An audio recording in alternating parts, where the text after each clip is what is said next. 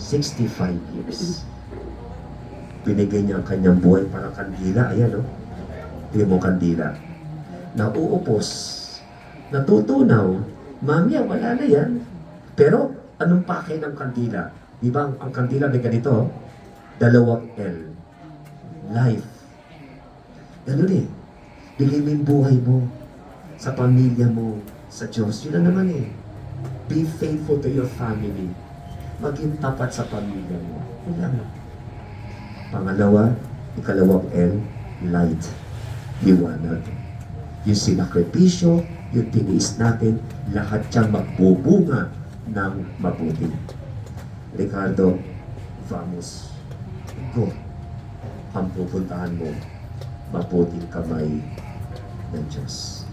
Binigay yung buhay mo para kay ate sa iyong mga 3 boys.